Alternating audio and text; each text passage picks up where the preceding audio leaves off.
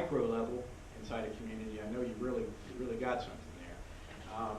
A lot of what I do is really with Muscle Shoals and entertainment work, but we always try to create an educational component, even if we're celebrating something that is ostensibly an entertainment type thing. The great thing about Alabama is we have so much history. So even our entertainment is history and is part of national and international history. So when we bring some of the Swampers into town, or Mr. Hall to talk about his book in Fame Studios, well, we try to do it in a school, or we try to do it where there's a Q&A session involved with it, so that the community can interact with those guys, question and answer, get a chance to quiz them about their remembrances and anecdotes about some of the audience's favorite artists or things like that, because we really want to take advantage of the fact that these guys are still around.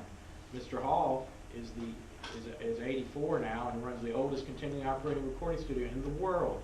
That's in Alabama. Go figure, music industry, you know, what's going on down here. So we really hope that so many of our guys that we're working with up there will continue to, their health will hang in there, and that they will be around with us throughout Alabama Bicentennial to help tell our musical story around the state as much as we can.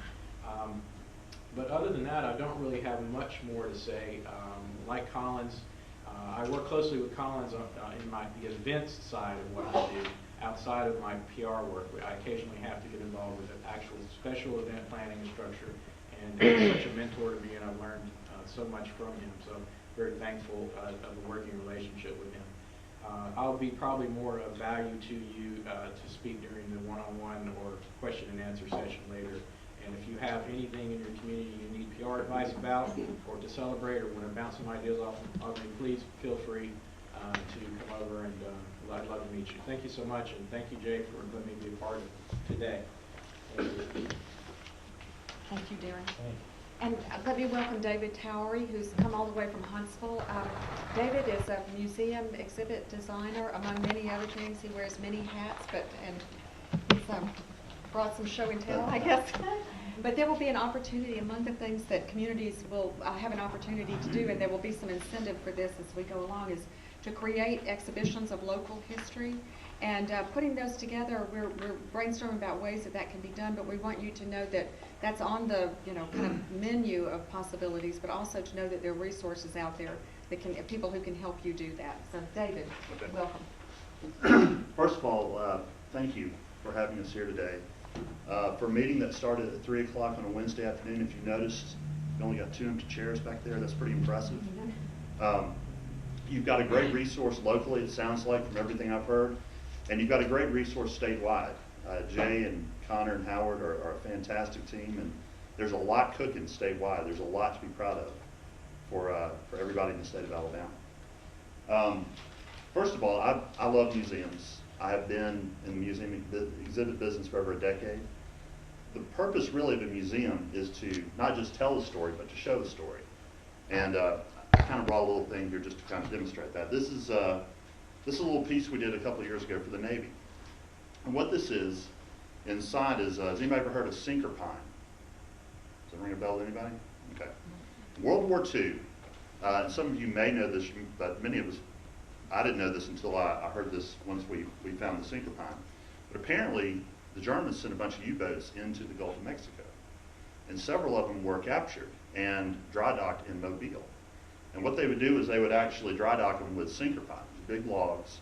They put the U-boats up, and they kept them there until after the war. But once the war was done, they dumped all the sinker pine and all the other stuff into Mobile Bay. Ironically, it stayed there until a few years ago when a German steel company, ThyssenKrupp, was moving to Mobile. And they couldn't they didn't have enough depth to get all their equipment in, so they had to dredge it out. So they had to dredge all the sinker pine that were there holding up the U-boats so the Germans could come in and move into Mobile Bay. That is it's a small story, but to me, that's a very fascinating story. And it's one of those things, again, this is just a small piece. If you actually scratch it, it's sat on the bay for 70 years. It's got a very pungent smell. And it's one of those things that, if you just look at it, they're just logs. But in reality, it's a very important part of our history in the state of Alabama, how close we actually came to the war without even knowing it. History in and of itself, to me, is something that can be preserved through exhibits. You can tell stories, you can show and tell these stories, and you have a really great opportunity. And everyone here has talked about opportunity.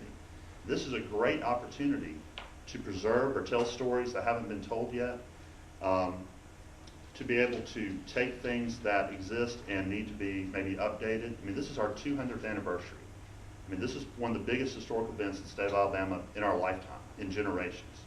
And I really feel, and Jay and I have talked about this, that cities like Huntsville and Birmingham, Montgomery, Mobile are important. But cities like Prattville that are really going to swing it, whether this is going to be a success or not. You guys are going to mean as much to the whole quality of the experience for people in the state as anybody. One of the things that, as far as museum exhibits, everybody thinks of, well, it's got to be the Smithsonian or it's got to be it doesn't have to be that. You've got a lot of, I noticed coming in, you got a couple of small museums. I've checked you guys out online. It was really cool to see it in person. Being able to add to that, or being able to preserve something that maybe is kind of teetering on the edge, is very important. This is a great opportunity to do this. There's probably hadn't been a better opportunity in decades for a museum, for an exhibit, to be able to tell your story, to be able to tell your bicentennial story, or another one that really is related to your county, your town, or your local community. And I think this is a great time to look at that, whether it's a permanent exhibit or something portable. You may want to set something up in your city hall or your county courthouse that can come down after a while or can be adapted. This is a really wonderful time to do that. And I'll be happy to talk to anybody who's interested and maybe has some ideas or looking for ideas once we're done. All right, thanks a lot.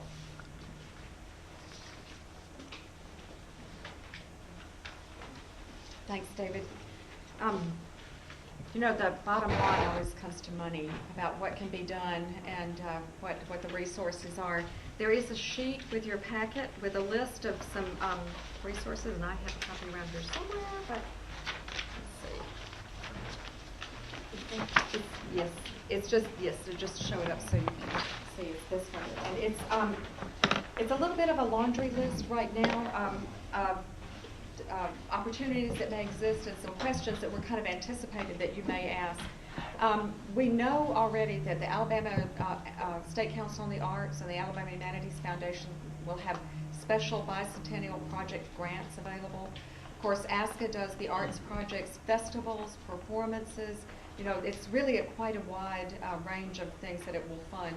Alabama Humanities Foundation does exhibits. It will be hosting a traveling exhibit that will go to every one of our counties for some period of time, beginning probably in 18.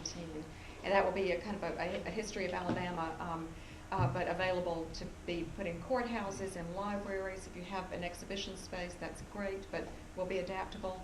And encouraging people to do the local history exhibitions, which David was just talking about too, or local artifacts or photographs, postcards. I mean, the list could go on and on. But Humanities Foundation will have some funding for that, as well as for speakers and lecture series. The Alabama Public Library Service will be working with libraries to do some public programming, and we hope there'll be some money available through it. Alabama Department of Tourism will also make some money available for bicentennial projects. You may already know that it has a matching grants program where it will help you with PR and print materials, but they hope to be expanding that. It also will have funding for historical markers. So that will be rolling out sometime after this session is over. You can apply to have a historical marker either installed or one refurbished or replaced if it needs to be, which is the case in a lot of places around the state. But those are pockets of money that we know will be available. We will be going to Washington. We're going to try to pull down some federal money, both through the NEA and the NEH, and we have some grants pending there now. It's an opportunity for people. For Washington, we are often underfunded and overlooked with certain federal programs, and this is an opportunity to kind of correct the balance a little bit. And and as David was saying, we are not going to have this opportunity again. We'll only turn 200 once. And it's really a moment to get some resources here and do some things that need to be done. We have asked for, we have Alabama Power is our corporate fundraising sponsor. It has pledged some funding, but it's also working with other corporate sponsors around the state to raise some money. Our budget is $6 million. That's what we're aiming for.